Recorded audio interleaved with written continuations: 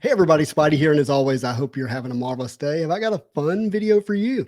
I've met a new friend. Marvel Cards is bringing us together. His name is Matt Sprunger, and we're going to go through some of his childhood collection. Just have a conversation about it up next.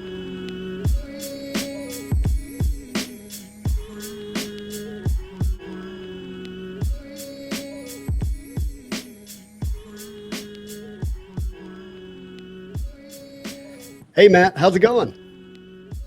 Good. Awesome, It's dude. great. Awesome. Man, I've already been talking to you, been having a good time, and you got your cards here, which I'm really excited about. But why don't you give me a brief introduction for everybody? Yeah, like Justin said, we just kind of met recently through cards and through Marvel. Just to give you a history of me, I've been a makeup artist for 20 some years now. Do prosthetic makeups, prosthetic and beyond, from straight makeup to everything in between, manufacturing everything beforehand. All that being said, what I don't talk about a lot at work is my side hobbies or things that I'm interested in, i.e., Marvel cards. So for the Art. last couple of years, I have been lucky enough to do a lot of stuff with studios and film a lot of stuff. So for me, it's always been like a pinch yourself moment, or what would my 10-year-old self say? That is too cool, man. I mean, we enjoy just being around Marvel from, a trading card standpoint or comic books or the art or the shows or whatever. But you're involved in the creation of it. Like it doesn't ever even exist on the screen in the way that we get to imagine it without the work that you do. Yeah. And there's a whole team of people. I mean, it takes a village to make, a film, and I'm just one cog in the machine. But it's great. From the companies I work with to when we work with studios and everything else. The design standpoint. They're in-house teams that do a lot of art design and build stuff, and they're basing off of characters that exist already. And then when it kind of works its way to us, we have our test makeups, our testing throughout everything, and saying, okay, how do we want to get this to where it's at? So even that, like characters that we have, like there's even definitely some characters recently that I've worked with or worked on that, Uh-huh. like, okay, well, this is how you guys are approaching it, or this is what you're doing. I'm most in kind of the Marvel world. I'm most known for working with Dave Bautista and doing the Drax makeup. Wow. So even that, its origins and kind of how it started and it's developed over the years, and the look of him is a whole history itself. So it's been. Were you like a lot of Marvel fans when we heard Guardians of the Galaxy movies coming out? Were you like, who's that? What's that? So for the first one, you mean? Yeah. Oh, definitely. I joined Dave on Guardians 2, and I've been with him kind of since. And there's a team of us that all work together. But when the initial film came out, it was kind of like, I kind of know these characters. And this is what I would always do: is I would always go back into my binder, and I would flip through, like, oh, hey, there's that one, or hey, there's that one, or like, this is who, if they would throw a cameo of somebody in, or you had like whatever it was, you'd be like, oh, hey, that's what they were, or this is what they look like now, and back and forth, right? So I remember when I found out that it was like Drax, it was kind of like, hold on, are you talking about the green guy with Buccaneer boots? Yeah, the Drax the Destroyer, the guy that's going to kill Thanos, right? There's all that aspect, and it's kind of just like, all right, here we go. But it's definitely the way it's been approached, and the design, all that has been throughout the years. But as much as I love the movies, and Drax is an amazingly fun character to watch on screen, Marvel Cards is really what's brought you and I together. Tell me about the onset of your Marvel card journey, and has it impacted you at all in your profession? So originally it started, probably when, it would have been around the 92 era. Mm-hmm. My brother was into comics. He had collected a handful of just different things. And from that, I don't know if it was either him or some, like a friend or somebody, but I just remember one day going through like the toys or like the comics. And then all of a sudden there was this just like, we had the little, I don't know what they were at the time. It was like 100 or 500, the little mini white ones, right? And flipping it open, oh, there's all the Marvel cards. Or it was just like in the toy box or something. And you'd occasionally take it out and you're like, oh, here's the cards, right? Well, from that, when 92 came out, around that time, I had a handful of like 90, 91. It was just a, and then there was a big chunk of 92. So it would have been 92 is when I started. And for us, memories is where I grew up, my hometown, we had what was called the Record Den. And the Record Den was like the candy store. They sold vinyls back in like, the 70s and 80s, but then going into the 80s, it was like a penny candy shop. So I'd collect, my family, there was a joke and an ongoing thing that I would go around the house and collect all the loose change. So never leave change. I'd gather all my change together and I'd go down, get, a handful of like gummy candies, penny candies. And then in the case, they had they had the boxes, and I'd be like, oh, I want a Spider-Man pack, or I want a Wolverine. And all you knew is just like, those are the X-Men cards, or those are the Marvel cards. Right. And from that, it was like, at the time I completed 92 would have been, I think, my first set that I completed. I just finished out, either that I got from my brother or whoever it was. And then 93 was the year that it was like, I actively was like, I'm going to get packs and completing that set. So 93 is the first year that I mentally remember like finishing and collecting. And even like then, it was back then, I remember it was like, I was just trying to like, it was the Jim Lee X-Men trying to pull that Wolverine card and sitting there and opening a pack. And those moments of like when you actually, you get it. And I remember walking home or whatever up the street, and I turned that corner from the Record Den and I cracked it open, and there was Wolverine, and I was like, yeah, you had that like, got it. I'm done. Yeah, I love that. But yeah, so the fun that I remember the day that I like, I cracked open Wolverine for that 93. What are they called too? The pitcher, the nine card pitcher. Yeah, I've always just said like a 9-pager, right? Yeah, 9. But then Upper Deck's been calling them 3x3s. Okay. 9-panel, 9-pager, 3x3. Whatever. Yeah. So, but even that, it was like, so how you and I, we were chatting beforehand. So like for me as an artist, I'm trained in makeup. I'm trained in prosthetic makeup and manufacturing and building, all aspects of it. Before I went into makeup, the history of me is I was originally going to go for graphic design. Real quick story is I applied to a handful of colleges. There was an influx of mail that always kind of sat.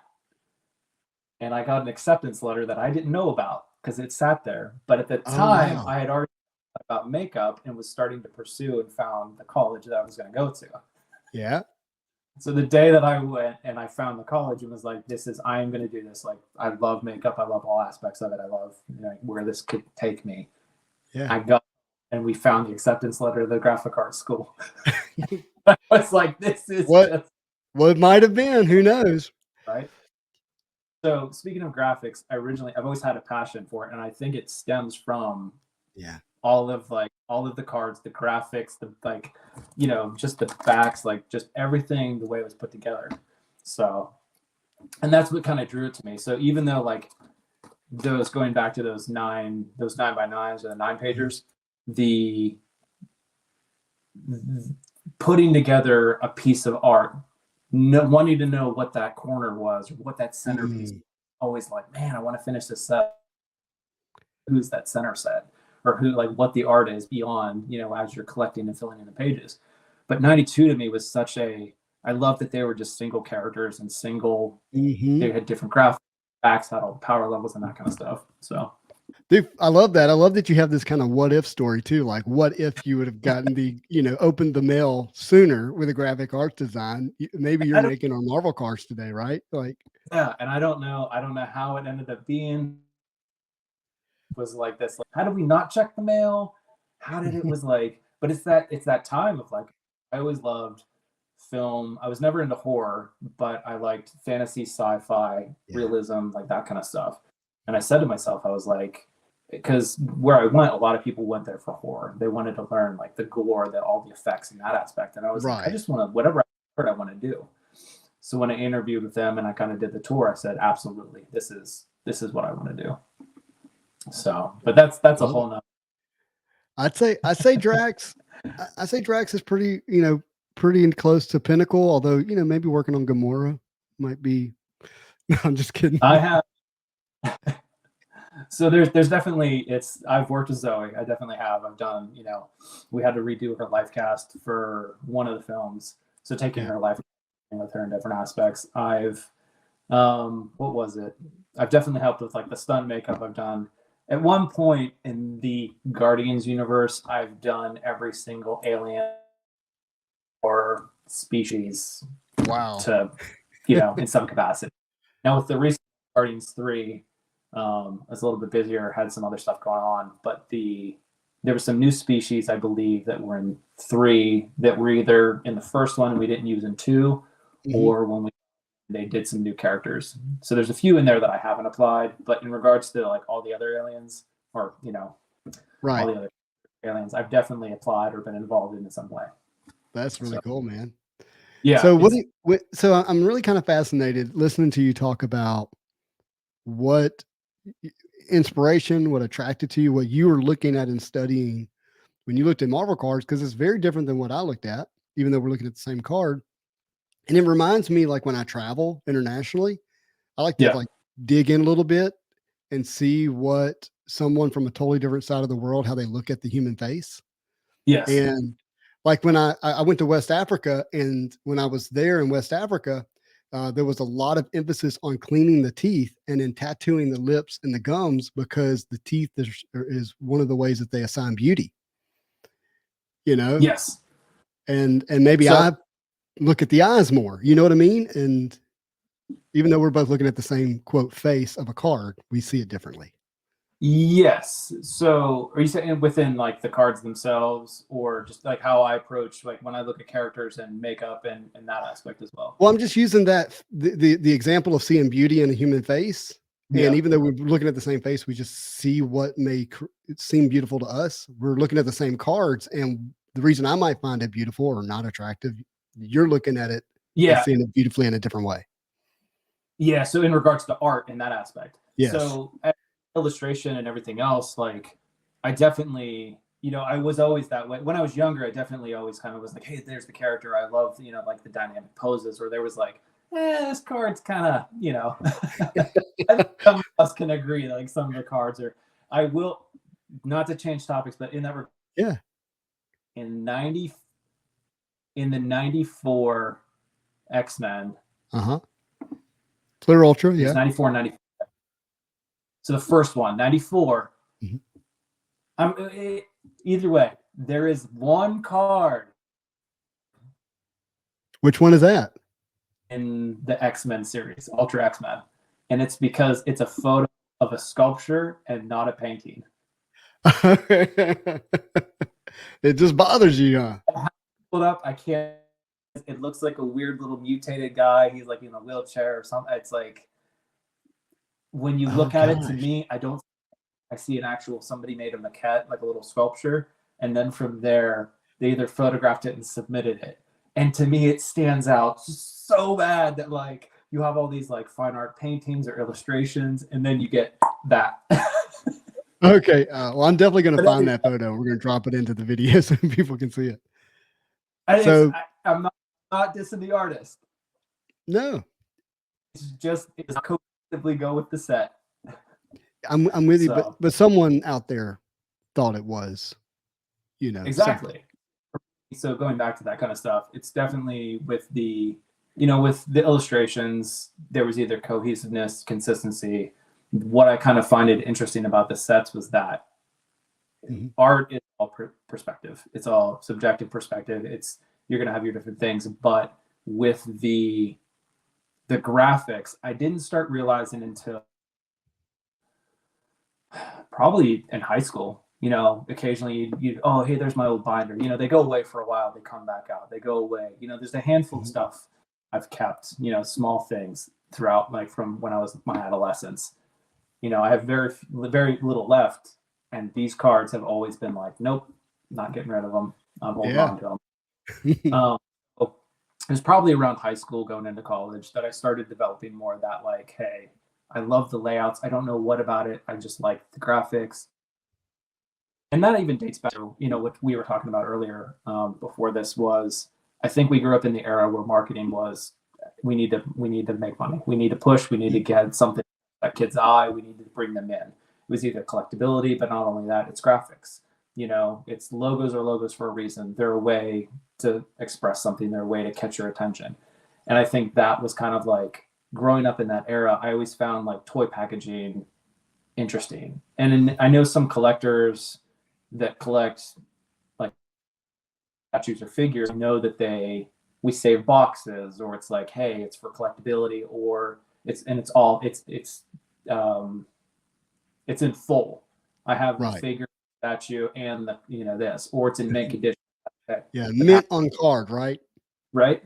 And for me, it was like even that. Like I found toys, the packaging interesting, but more for the graphic stuff. And even as a little kid, I didn't know it, but I was attracted to it for a certain reason. And now as an adult, I realize I just didn't know what it was. Yeah. And I think that led into more and more. I was like, I really like graphics. I like that aspect of art, and really layouts and different things and symmetry are just like, because it's composition. It comes down to composition and what looks good and what doesn't. So when we're looking at this set here, okay, so we 92, right? Marvel Universe. Yep. Series 2, right? Series 3. Series 3. And I kept calling it Series 2 before we started, but Series 3. And these are really interesting because these characters are, in a way, actually interacting with the design in the way they're framed. And everybody, it's not consistent. Not everybody has a rectangle. Not like you have She-Hulk, tall, thin. They're doing a layout for that where Hulk is a lot stockier and brooder, so it's going to go sideways. You have angles cut into them. Like you said, it's all incorporated in some way to frame out the card. And that goes into days.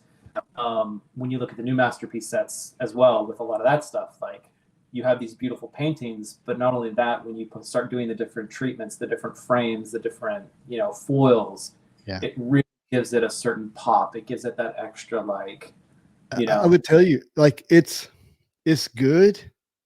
And maybe it's because, nothing is, like, because this was our first, experience with these cards. Yeah.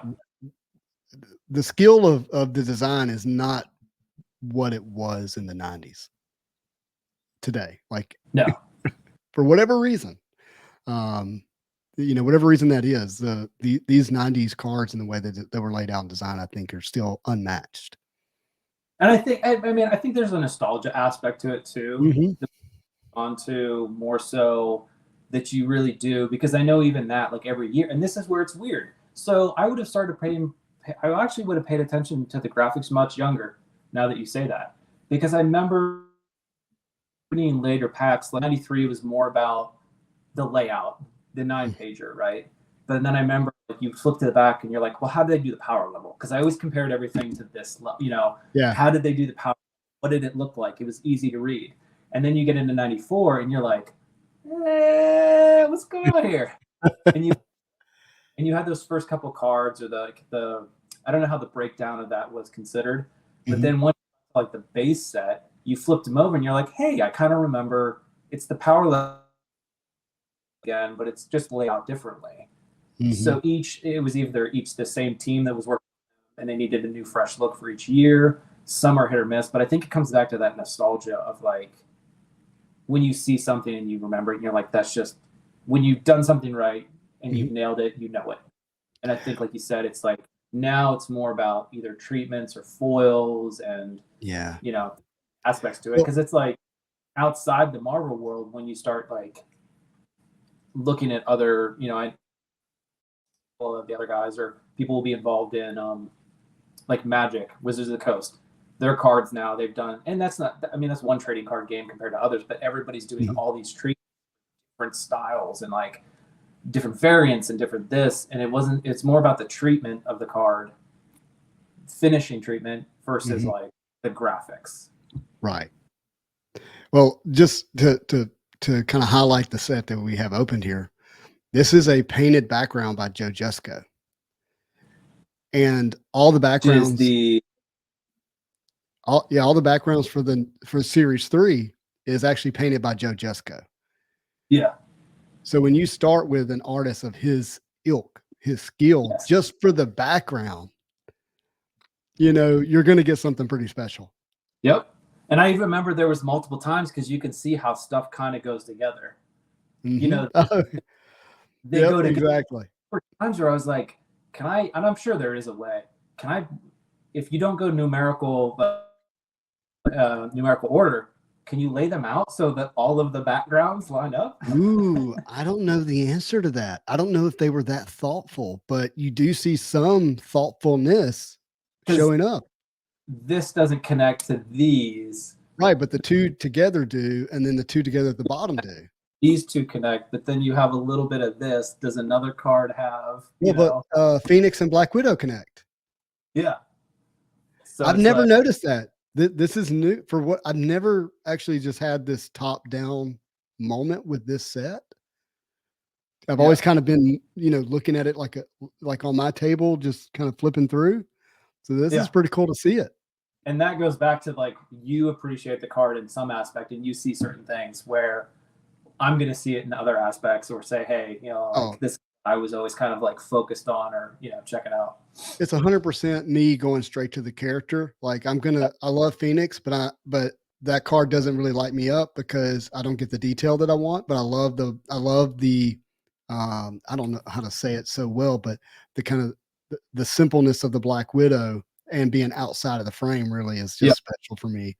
And I could go through each one. I'd rather much hear what you have to say, but you're right.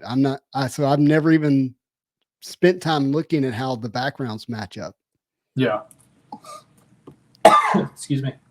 And then, you know, with a lot of these characters, for me, it was either the introduction of characters, you knew of characters, them in there.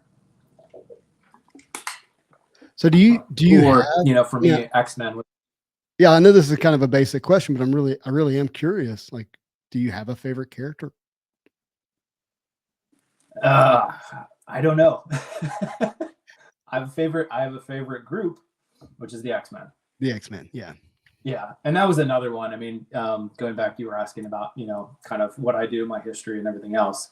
The day that I was asked to work on the X-Men was the moment of just kind of like, I know I need to answer, and I know that you don't need to ask this question, but I will say, like, yes. It's kind of like, will you join? Yes. X, yes. Yeah. So how special, dude. Now, out of all the films, it was I worked on Dark Phoenix. So, and I did Nick Holt's makeup along with, you know, some of the artists that I work with. And when I got to step in and start taking over the makeup and helping, and, you know, there's two of us, and those moments were just kind of like, man, that was like I said, when like the 10-year-old me, once again, I'm getting to do what I love as a career, like a career and passion. This is just my life. And now I'm getting to work on an X-Men film. I'm like, this is great. Hindsight, now everybody has their opinions of Dark Phoenix. It was during the First Class era, you know, but to be and that was, you know, something else. Hey, however you feel about the movie, the moment for you is still magnificent and special. That's what's important. Yeah. And having memories. Yeah. That is so cool. I love that. So you got a favorite team, not a favorite character. Yeah, I remember, like, you know, growing up, it was I feel like there was a lot of people do love Wolverine. Wolverine is, how can you not? Right. It's kind of like within the X-Men, we always got that love and just kind of whatnot. Hey, can you go back to the other page? I'm sorry. Even the dynamic of that card, the pose of him jumping out, there's something about it, you know. But even Star Shatter, everybody had such great poses in these and layouts. Hey, can you go back to the other page? I wanted you to speak on Moon Knight. Moon Knight. So Moon Knight, I remember seeing this card, And like Moon Knight, I never knew who he was. I never really knew much about him, except for that my Marvel card. It's this guy in all white. But I remember this one really stood out because of the way they did it as that. It's a circle with his cape. The composition, it really catches your eye. It's so cool. And I love the Storm in this one. It's Storm. I don't. I always loved Punisher. Brother growing up, like I said, he was collecting comics. He did all the Warzone stuff. So I remember this was this. So I always associated Punisher with my brother. That's cool. I love that. And my brother's Gambit, which we'll see on the next page. Nope, that's not Gambit. That's multiple man. I have to go. When I was younger, I would say I love Gambit. Yeah, it was one of those like those characters. I just like the fact of like his costume, the cards, the glowy energy, being able to like throw cards. I don't know if it was around the same time I learned how to start throwing playing cards. Yes. First, I was because I want to be like Gambit. I want to run around the neighborhood and like flip cards or whatever it was. But I definitely loved, Gambit, Nightcrawler, certain things like that. Well, as a kid from Louisiana, watching Gambit on the screen was really pretty special. Yep. You have those similarities or something that you can relate to. Yeah. And like I said, I have a twin brother, and he's always been just a big Gambit fan. I was a Wolverine fan when it came to X-Men. Yeah. And so that was our contrast of one another in terms of what we played with and enjoyed and the cards that we loved. Yeah. Then Rogue. Can't beat Rogue, Jean Grey. Yeah, they're so good. Yep. And then even with this, once you got through the base, then when you started getting into the team ups and everything else, these were great. I love it. But even, I know even sometimes like it's funny. It's there will be either a day, a long day, or whatever it is, or a moment of like I need to escape, or I just kind of want like a moment to myself. Every once in a while, like I have them, they're, like I said, they're still here. They're all in their binders. Occasionally I'll come into my office and I'll grab a binder and I'll flip through it. And my wife will be like, "What are you doing?" And I'm like, "I just need a moment." Yes. There's some therapy to it. I mean, with just real brief, like I moved around a lot as a kid, but somehow I was able to maintain my card collection. And so that was a time and place that that was with me and it was positive. Right. And then there is something about it, whether you're building a set or flipping through it, or if what I would do a lot was just take one of the cards and just start drawing, there was still some relaxation therapy about it. So the 93 stuff, when I've always been an artist. I've always, illustrated or did something. The 93 set, I didn't do it so much with this one, but the 93 where they had it was either the verses or the like this, like the battles, they had everybody's profiles facing each other. That I would have heavily like, let me grab some cards, and I like Cable's profile. Let me draw Cable, because it was kind of easy for me because it was just a simple line, similar faces, similar shapes, similar things. And I would just kind of, I want to do this face or I want to do this face. So you'd always see like on my binders or whatever it was. And I even remember we kind of joke with my family that on Sunday we go to church, we get our bulletin, whatever, and there was always blank sections in there. And sure enough, I'd show up to church and I'd get whatever out and I'd get my bulletin and find the first blank thing that I could, and I would start drawing like those profiles. Yes, 100%. I definitely drew Marvel characters on a church bulletin. I love that. This Venom, though, man. Yep. It's just, back then I didn't know who they were. I just remember, because I didn't read a lot, or we didn't, my brother only collected so much, and I didn't go out and like buy comics. We didn't have easily access. There was, the neighboring town over, you had to go over there and get them. So for me, outlet for comics was just the cards.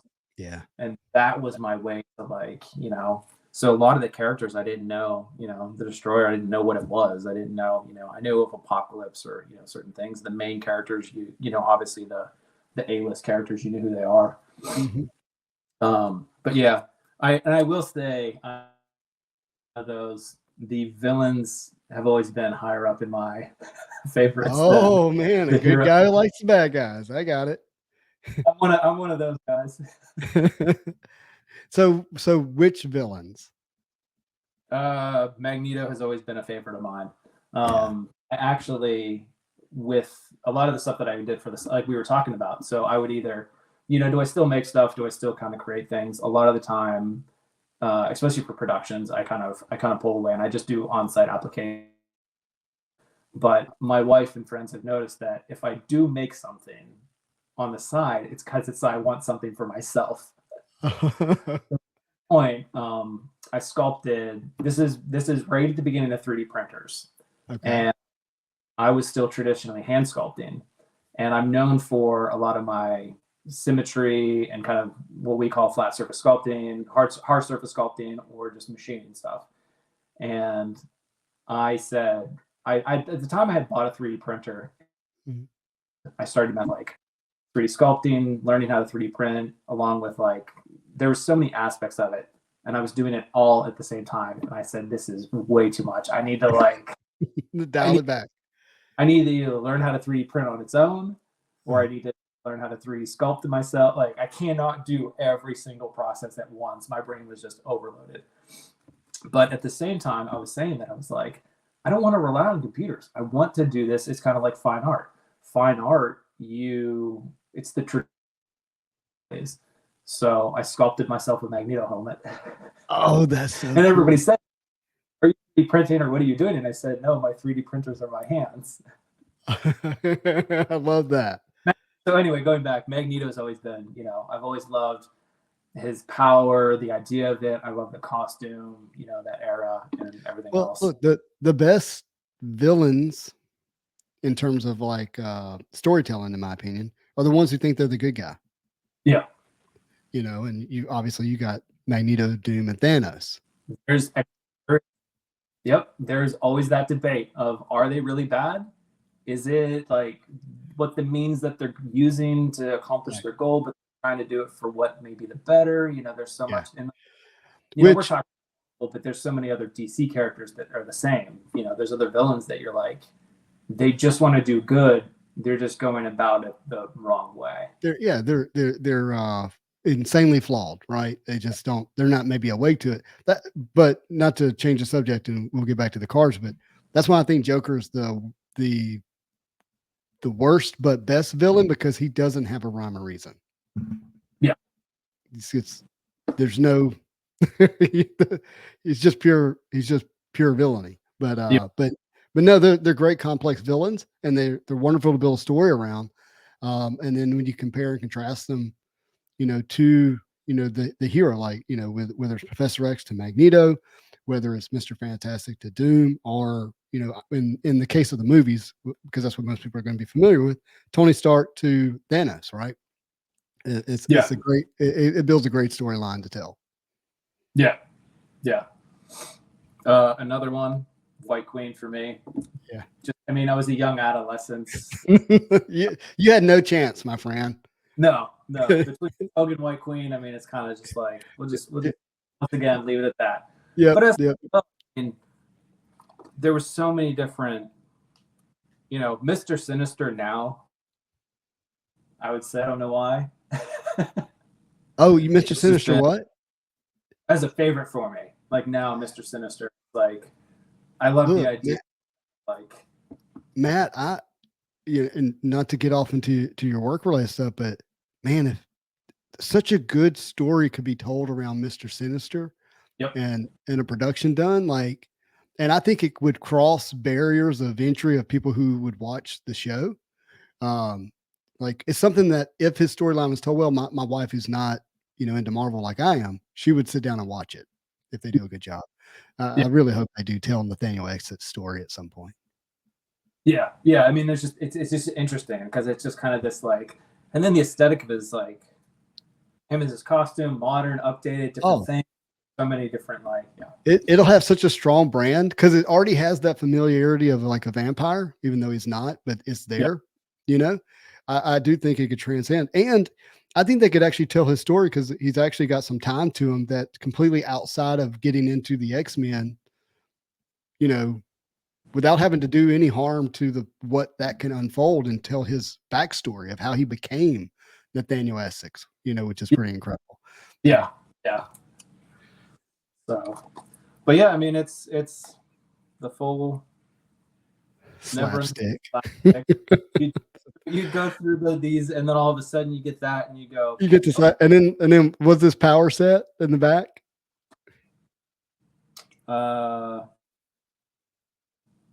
2 strength, 3 intelligence, 1.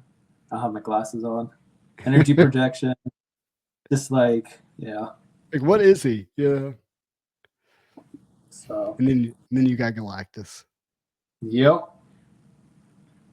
So, and then even this, I remember because are these rookies? Yeah, these are the rookies. And then I was like, kind of like looking back, was kind of confused, where you're like, why is Bishop a rookie? Yeah. Yeah. Bishop came out in 91, 92 in the comics issues. Yeah. Issue 39.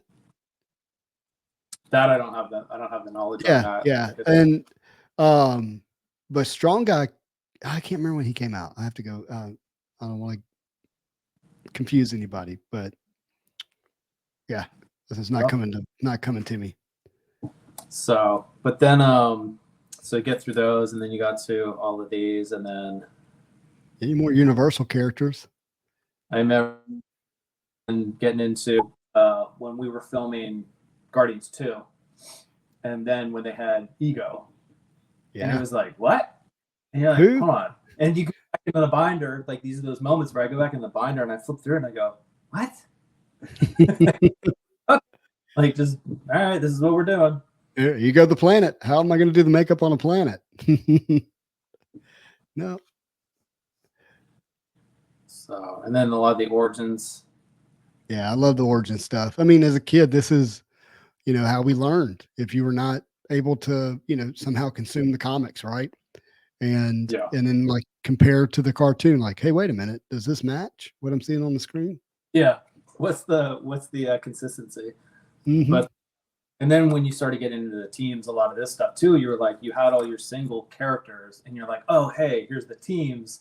Like this is now you're like, oh, here's how everybody goes together, and here's who's in this, and certain things. But even, I mean, this is dumb, but like just random mobile games that I play that involve the Marvel characters or X-Men or whatever it is. And I remember like even X-Force, where I'm like, they're missing one of the characters, and I'm like, really? Like, come on, just add them in so you can have that team. You can have the, but just random stuff to just pass the time, But you always reference like, hey, hold on, who was the original team? When it changed over, who was the next team? Who was this team? It's actually tough to figure some of it out because, like with my Marvel Legends action figures, I really do want to do this display where they're in teams, right?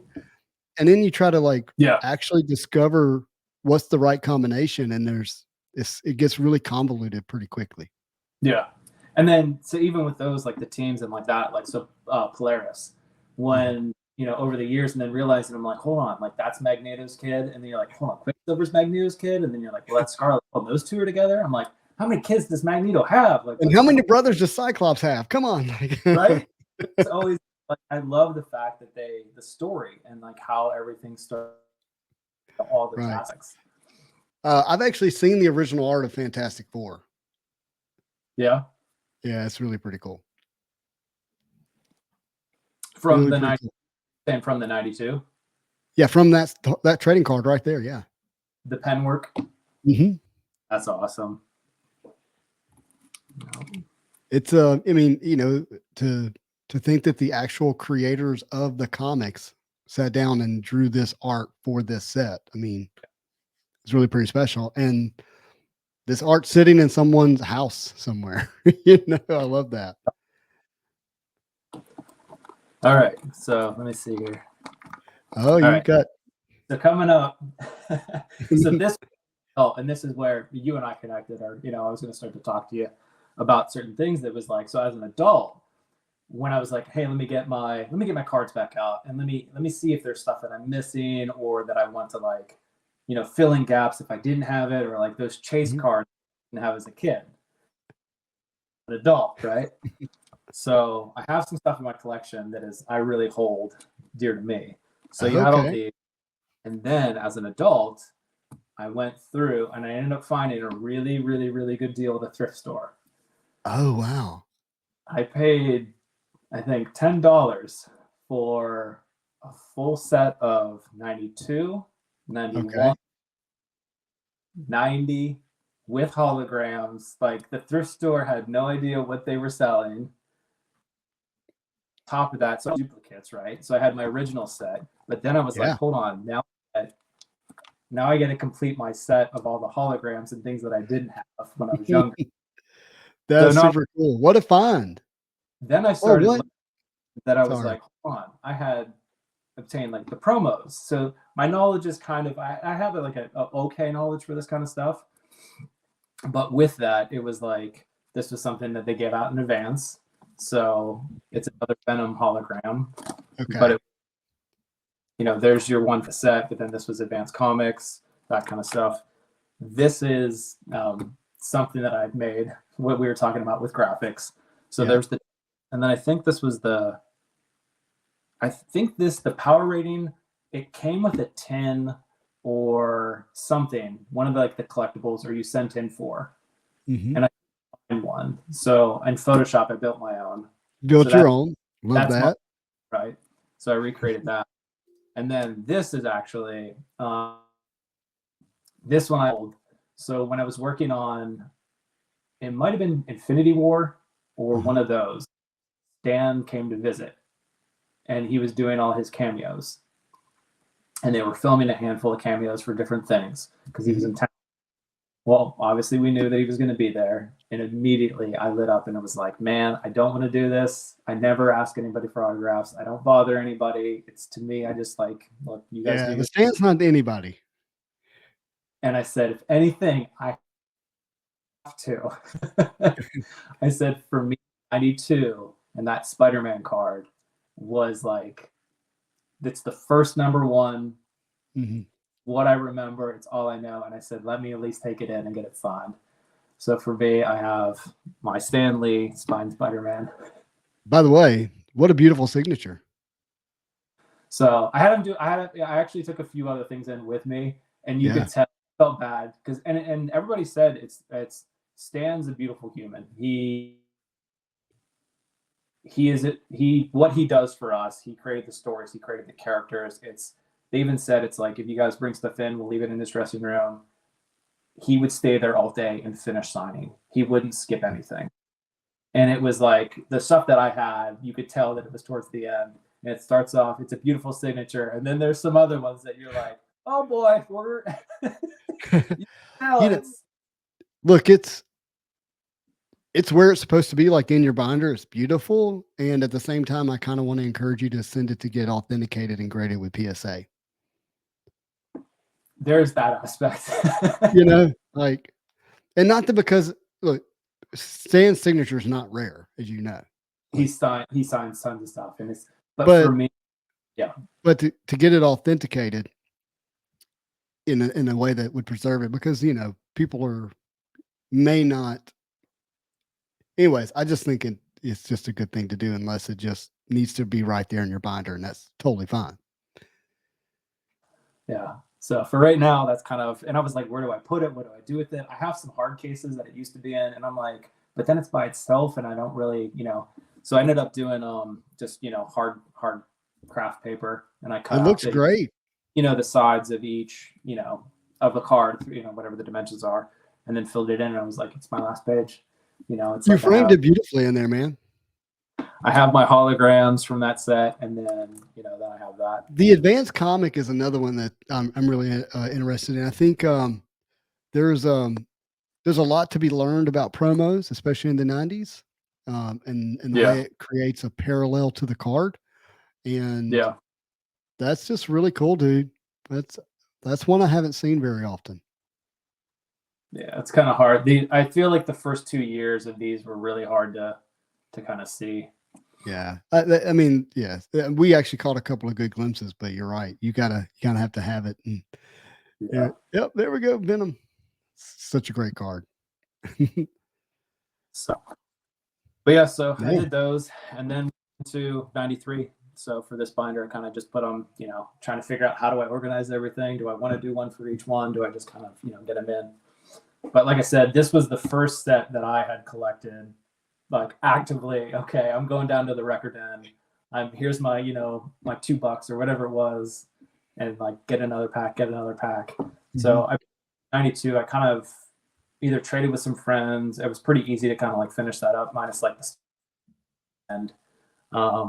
But I will say for packs of opening packs upon packs, I had so many of these cards around my room as a kid. Where you, okay, I need to put the set to the side and then put all the extras somewhere else because I'm like, well, I would tell you that this set aesthetically I was not as attracted to it as I was Series 3 as a kid. Same, but nostalgic wise, when I look back now, I love 92 aesthetically. That's my favorite set. But then it's hard that I'm like 93. I have so many memories and like the layouts. But I know what you're saying. Yeah, no, it just didn't strike me as much, and there's so much reliance on the 9-panel aspect of it that a lot of the cards that I had growing up were in like plastic boxes. I didn't have a bunch of binder sleeves at times. Yeah, it's just the way it worked out. Yeah. So I couldn't always appreciate it, in its full glory. Yeah. And then I would even say, you were asking earlier for like favorite characters. Mhm. I think it's the nostalgia that was always like when you went to that set and you would look and you would see, it's the first cards that if you had them in chronological order, it's the first cards you would see. And it was always like that green, the whole green and everything. Like this page is like mentally, when you think of that set, I think of this page. Right. That's a great page, Honestly, dude. the aesthetic of that page was great. Once again, another great page. The graphics on the back and the layouts was like, it was different. It was unique. It was like, oh, what happened to like the other one with like the little energy? I mean, look how much art you're getting. There's no skipping. Not only did you have the character on the front, but then you almost a had full body with a head profile. Like, but details and everything. I think you had the character art on the front was one, and it's located on the back. You had a different art here and a different art here. Yeah. So you had three different pieces of art on one card per character. Mm-hmm. And then there it is. There he is. And I remember looking back and being like, "Oh, all right, cool." You try to paint a purple point to his head. By the way, not a classic look, but a great look for Drax in the movie. Like, it just worked so well. Yeah. Like I said, the way that kind of came about is definitely, from James to everybody involved, there was a certain aspect that they were, changing things. There was a certain way, reason why. And in the beginning, there was a London crew that was originally doing, the first one was filmed in London, the rest were filmed in and the crews that would like that aspect of like, here's the aspect, here's what we want it to be, all that kind of stuff. They ended up diverging in colors and different things. So I have a question for you. As someone who works in the industry, do you watch or follow like the kind of YouTuber, speculative MCU news? Like, here's what I think's happening, that kind of stuff. No, I don't I won't keep up to date. Occasionally, people will send me stuff, on different things when, I mean, there's definitely been moments where I've been caught by paparazzi so many times, either on location working is, you kind of always friends and family will send stuff over and say, hey, like, look who's on whatever, right? There you are again. But as for kind of like the story elements or things or spoilers, I don't really keep up to date with a lot of it just because it's most of the time it's speculation or it's kind of just like, Well, here's actually the reason for my question. There's a guy named Michael who has a channel called Everything Always. He's I Am Fires on Instagram and Twitter. He has 1 million plus subscribers. He does only MCU kind of news, but he's a Yeah, big Marvel card fan. Loves Marvel cards, and he lives yeah, in Atlanta. Very nice guy. I've actually been able to open some boxes with him, and he's even a few times used his channel just to sit back and just relax and do some Marvel card stuff here and there. But just yeah. thought it was kind of interesting that you both have a similar passion outside of the Outside, MCU. yeah.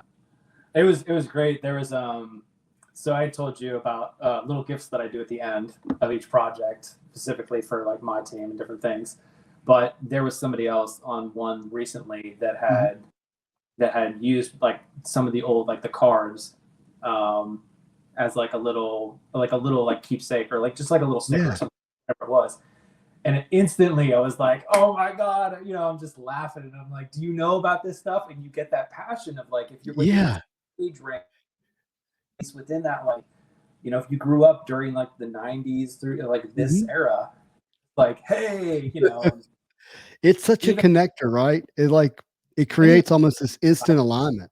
yeah, even like side topic, like, you know, a big passion for me or my hobby, I play Magic the Gathering. And the Yeah. one day, or just an inconspicuous, like small little something, and somebody finally was like, hey, and now you have that connectivity on set. It's like you actually play because I don't, I'm there to work, we're doing a job. It's Right. like,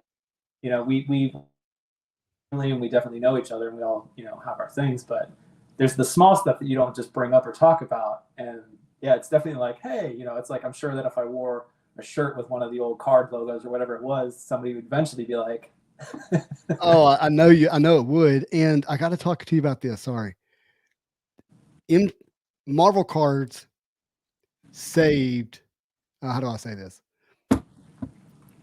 Without Marvel cards, the Avengers don't assemble. So in Avengers 1, yeah, you have the scene where Nick Fury is trying to get Tony Stark and Captain America to come together, right? And he yeah. uses the Captain America trading cards that Phil had in his pocket when he died. I'd have to go back and watch it. I kind of remember, but it's one of You those. have to go back and watch it. It's so cool because he throws the Marvel cards on the Yeah, table and is like, hey, like Phil gave his life because he believed you guys as heroes. Like he and collected the trading cards and it's a Marvel card with blood stained on it, right? And they decide yeah, to assemble. and that's what's like, yeah, that brings everybody together. It is so cool, man. You have to go back and see it. Yeah, and that's, I mean, it's like how we were saying too. Is like, how did it come about? Like, you know, Mhm. when the teams that were like, hey, we need to do something, we need to sell some more product, we need to like another revenue, we need this, and it Yep. was like, I don't know, make some trading cards. They got baseball cards, make some trading cards. Exactly. I mean, And trading fast cards forward to started what's out happening. as a novelty, right? And then it became a collectible. It didn't start out as a collectible, but I love that, and I love the fact that those somewhere those props exist and they're Marvel cards. Like I can't imagine having one in the collection. Like how cool Yeah, would that be? the once again going back to Mr. Sinister, there's Yeah. something about like the colors, like the inking on it, the just like the shadows in it. Just there was something about Mr. Sinister that was like before I was or like it was kind of just like I just find the aesthetic of he's got this giant cape and it's just so I don't know, to me it was just so interesting. And he has this. He's like pre Venom, right? So, but it's still this. There's a symbioteness to him, right? Yeah. Like a tar. It's kind of how I've always felt that he might would because, and I'm getting that from the cartoon where they were like, you know, Scott Cyclops would just blast right through him, but it wouldn't Yeah. kill him. Uh Yep. huh. But what would Yeah. it be like for you to work on the makeup of Mister Sinister? And Like, watched a handful of those. yeah, I was like, I need something to do while I'm working or whatever I'm doing. Throw on the X-Men, and then you get to those like episodes, and I know exactly what you're talking about. It's like, yeah, and then everyone just all goes back together. So, would you want to work on the makeup for Mister Sinister, or would that be pretty a pretty tall task? so here's where it's always weird. you it's very rare that it's kind of like in your control, even though, I've done a handful of projects or what it is, you're always kind of like, what's the next project going to be it whoever, whatever company, whatever makeup it is. And, you're just kind of waiting, and then you get assigned either you're running a show, you're taking care of a show, or you're with a team of people, and we break down the makeups and we say, okay, you're doing such and such, you're doing such and such. Mhm. And you find that character and you're like, all right, cool, here we go.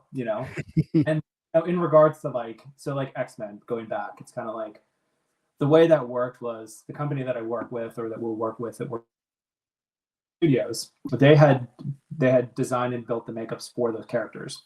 The studio had reached out and said, to them, hey, we need these characters made. So at the time, during the First Class era, Nick's makeup had changed from different companies, and each time like a new. So in First Class, he looked very cat-like, Mm-hmm. and then a little bit by little bit. But the company that I work with is Legacy Effects, and they're out of California. And when they had started, I think it was, oh man, I'm blank. Days of Future Past. I think during Days of Future Past, he kind of was set the way he was. Yeah. And then Apocalypse kind of continued on. Well, the group of the team that I work with, they had already been doing all those films.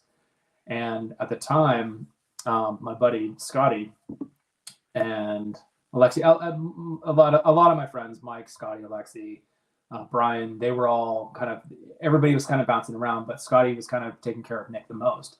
Well, when we got into Phoenix, I was going to join them. When I did that, due to our schedules and having to do other projects, because of when we were everybody needed to be at different places at different times, then that's when I stepped in. And originally it was my buddy Scotty and Alexi that were taking care of the makeup, and then Alexi had to step away, and I took over and stepped in. And the guys know, and I've always said that I was like, it's such an honor to step into the shoes and take over and just do the makeup. Just in regards to that, it's kind of like, okay, well, I don't care. I'm on an X-Men film. What do you want me to, which makeup am I fine? Right. Right. And when it was Beast, it was just like, man, this is amazing. So the joke in Canada is it is the city of ongoing construction, yellow cones, orange cones. It's been under construction for 20 years. My first trip there, it was kind of like, okay, cool, this is the thing. So during filming, at some point it's probably better if we go into this one. Yeah. So at some point I picked up and I store and found these little cones and spray painted them orange. And then, as my like little keepsake, right? So Beast for me, and I hear, through the I hear mixed reviews about Beast as like a character. Some people really, crap on him, or some, people love him. I always loved him aesthetically. Once again, X-Men is, my favorite team, my favorite, all that kind of stuff. And throughout the years, especially the Jim Lee one, there's specifics about the, like that fur and his presence and everything. Beast is an amazing character, and he has some great cards too. Yeah. So then, as well, during then, I went. Oh no, you didn't.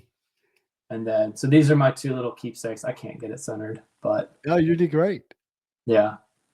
So, but Nick's a good friend of mine, and at that point, I was like, "Hey, would you mind signing some dumb little?" He's like, "What is this? Don't worry about it. Sign it." It's a beautiful Hildebrand Beast card. What's cool is, so when I filmed the Christmas special, I have a whole story of that, but I have a cameo in it. If you watch, you'll find it. But yeah, so I'm in the Christmas special. I'm not in 3. Okay, so what scene are you in? Are you there on the? Go to the bar and he's drinking. In the beginning. So him and Mantis are. Star-Lord's is getting hammered, right? No, it's only Drax and Mantis, because this is the Christmas special. Why was I thinking Star-Lord was drunk in the beginning of that? Or is he? He is. In the beginning, he's drunk, and then they leave, and it's mainly Drax and Mantis going to do their thing, right? Okay. So they leave California. They're going to find Kevin Bacon. Oh yes. Okay. Yes, I got it. Right? So as they're going around, they're like walking around Los Angeles, that's a whole story because then we had to go out to Los Angeles. We went out to Los Angeles to film, be on location, and yada yada yada, right? Yeah. So to give you the quick short of it is, so when we were filming, we were joking about like, oh, we'll be in the background or we'll be with you, right? And that was kind of it. So we do Dave's makeup in the morning. We're just kind of doing our thing, and we joke about it. And then like let's say like 2 weeks later, all of a sudden the AD department, the assistant directors, came up and they go, "So you're gonna be in the bar with us?" I was like, "Well, I'm gonna be there that day. I'm doing Dave's makeup." And they're like, "No. Like Dave requested that you have a cameo." And I was like, "What?" Oh, that's so Like, cool. oh no, that was a joke. And it was like, "No, you're gonna be in it. So you need to go to costumes. You need to talk to them and figure this all out." All of a sudden, roles reverse. You're like, wait a minute, what do I do with my hands? So for the last 10 years, I've had a mustache, a big mustache, handlebar. Okay. And like this is I don't know how long I've had it, but 10 years plus. This is pre hipsters and all the kids now, right? I'm one of those. I guess I'm saying I had it before. Yeah. So at the time, everybody in the industry knew me for this big mustache. Even when we went into the pandemic and COVID, when I came back and we all had our masks, everybody was like, "Do you still have the mustache?" And I'm like, "Yes, it's under here." So we knew that and we never really talked about it anymore. It was just kind of, hey, good morning, we're doing our thing, and we're either listening to music. So it was like 3 days before we go to do our costume fitting, and costumes is like basically, can you just wear some like club clothes, wear something nice? And we're like, well, yeah, I guess find some stuff. And it hit me that I was like, I'm a big fan of Queen. I love Freddie Mercury.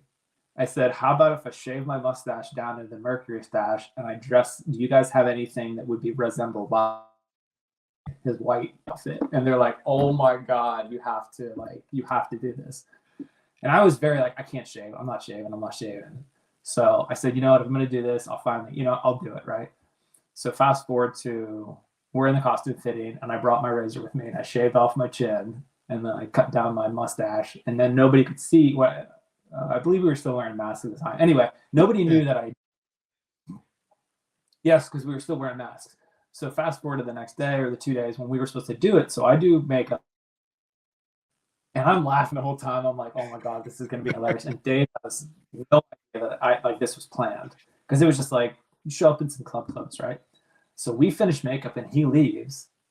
And I instantly start stripping down, trying to like get into like the Live Aid costume and get my hair done and everything else. Well, because I had to go over to hair and have them like slick it, darken and do the, whatever like look. From that, I'm now holding up set and I have the ADs calling me going, where are you at? And I'm going as fast as I can. So I get in, I bust over and I'm by myself and I'm trying to just get everything like in place. And I get through the door, but I'm looking for bright daylight into a dark bar and I can't see anything. As I open the door, you can see me. I just can't see anything. And down at the end of the hall, I hear Dave start laughing at me and going, hey, Fred. And it was the perfect like surprise. So you got the exact effect that you really wanted to have.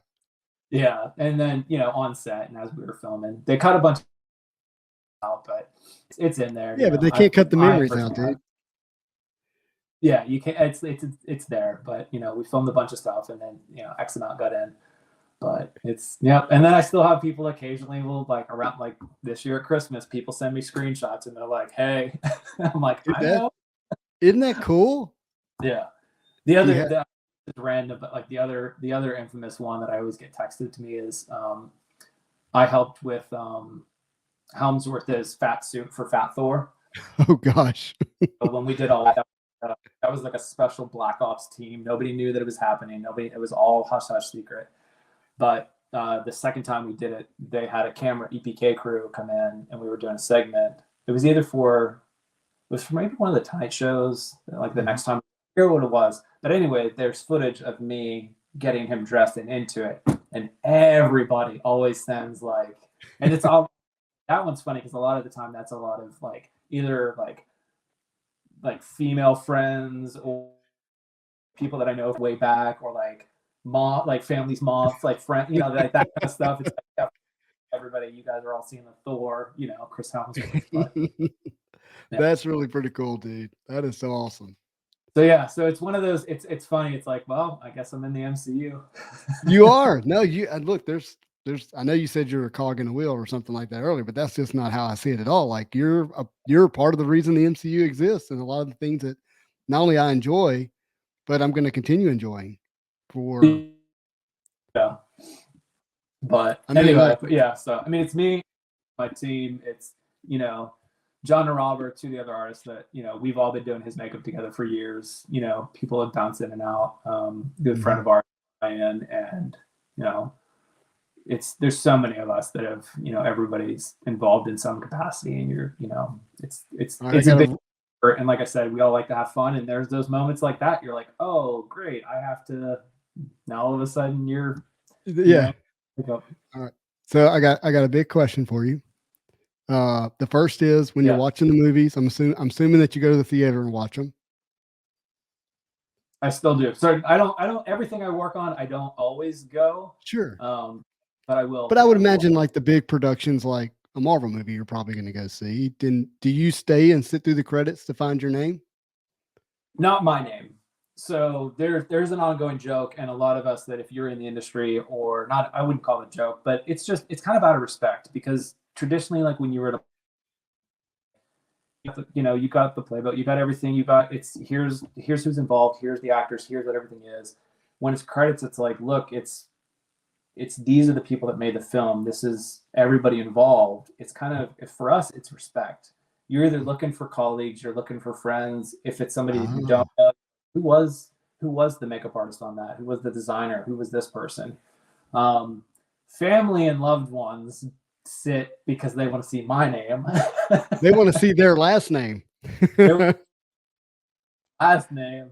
But even that, dude, that is beautiful. That's beautiful. I don't do for the credits, but when I do watch something, we sit and we will traditionally just kind of like, I want to see what's going on. Yeah. Sometimes, even like post-credit scenes, if it's something I worked on, I either know that we did film something or we didn't. Right. Sometimes I don't know. Sometimes they'll either do it on like reshoots if you're not involved or whatever it is. But most of the time, like you do. Spider-Man, Far From Home. I forget which one it was. I wasn't involved with Spider-Man, but I was involved in the post-scene credit. And that was filmed at a later. And that I was actually on another project doing another superhero thing, and we were doing Skrulls. So the Skrull makeups, once again, Legacy Effects, and those guys, they did the makeups for those and the initial stuff. And for the post-screen edit, they had it where it was that, like all the Skrulls walking around, the different things, the interaction, and we all got. And I just worked overnights, and I was up for, at that point, I want to say like 26 hours or something. I mean, it was crazy. Wow. And then I immediately, me and my good friend Kale, we left that set and went straight to the other one and started applying makeup to do a Skrull makeup. And we were just delirious. And it was fun. It was just like, you're just like, no, I had done Skrulls previous. I'd done some stuff with Captain Marvel. Yeah. And you're like, I know how the makeup goes. Flex to put them together.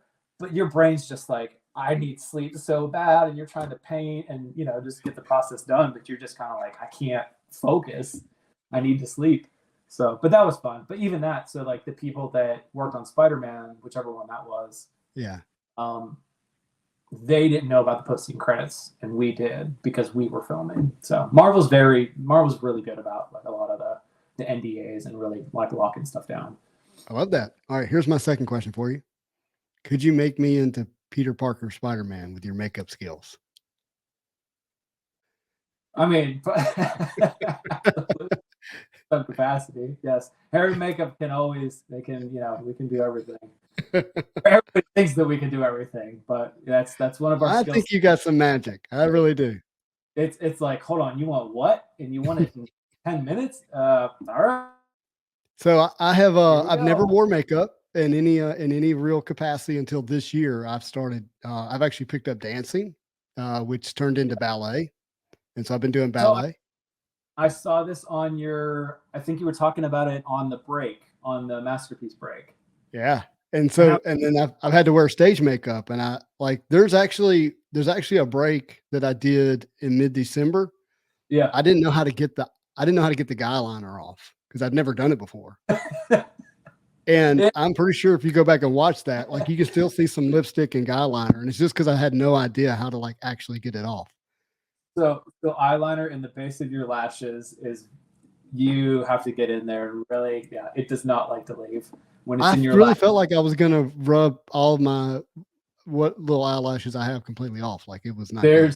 There's there's definitely a handful of eye makeup removers and a nice hot towel and just Oh yeah, compress. you know my wife who just finds it hilarious, right? Just handed me a Q-tip, and she was like, "Will Yeah. you use this?" I'm like, No, like it's I'm gonna poke my eye out. I can't just use this." Yeah, She was not helpful. She thought it that's was funny. yeah. But yeah, so anyway, I mean, I feel like it's great to do this because yeah, there's so many things that we can talk about from it's like the cards to yeah, what I do for a living, and it's for me, it's kind of like it's in the back of my head. It's what I do, and something it's like the day to day experiences are definitely just like somebody goes into the office or they're in their cubicle. My cubicle just happens to be a makeup trailer, and But it's I still have but my as family still ask, hold on, who do you I, work for and how does yeah, this work? Like, here we go again. but it's what's beautiful is to know that because I know you're not alone, right? Like there's people who are just genuine people who are actual fans who are doing a job and doing it well, like and working hard, putting in the work. You're professional, right? But it Yeah, doesn't, but you're also still a fan. You still have the same kind of roots as many of us, which go back to the cards or the comics or the cartoons. It's really awesome. there's days when I walk into set just for the art aspect of set, like set design, set deck, and all that stuff. There's days that I walk in and I geek out that I'm just like, oh, this is awesome, or like like I'm not gonna lie, I took a photo of me in front of the X door, like How could you not? You're obligated to as a fan. this is the only time I'm gonna be here. Awesome. Well, Matt, look, There's we're, certain we're going to days have to save, I know there's so much more. We're going to have to save it for another video. It's going to be great. I've got Yeah. more we can do another part for. I So, am looking forward to it. This has been just such a treat. And I hope everyone watching has really enjoyed it. Just, I know so many of us can relate with how these cards have impacted us. And it's so cool to just see not only how it's impacted you and the work that you do now, but your emotional and connections to it and how it still interacts with your world every day is really pretty cool. yeah. Dude, and maybe we can see some of your designs that you have. I'm excited about that. Maybe in the future that'd be a lot of fun. Oh, all my Photoshop stuff. Yeah, Yeah, yeah, definitely for another video. cool. Well, let's look. Matt is if there's any way that someone wanted to find you or reach you, do you have any way that are you on social media? You're on Instagram or anything like that? uh, I am. I don't do a lot of social media, so it's kind of like a So lot you're of that low stuff. key. It's a very hit or miss, and it's low key. Well, if you want to find Matt, rewatch this video. Awesome, dude. But look, you've been a real treat to hang out with. I'm looking forward to doing it some more in the future. Yeah, And man, really appreciate you. Thank you for sharing your cards and your memories. Everybody, look, thank you for watching. I really do appreciate it. If you like this kind of content, do me a favor and hit the subscribe button. If you enjoyed this video, which I did, hit that like button. Any questions or comments, please leave those below. But as always, I hope you have a marvelous day.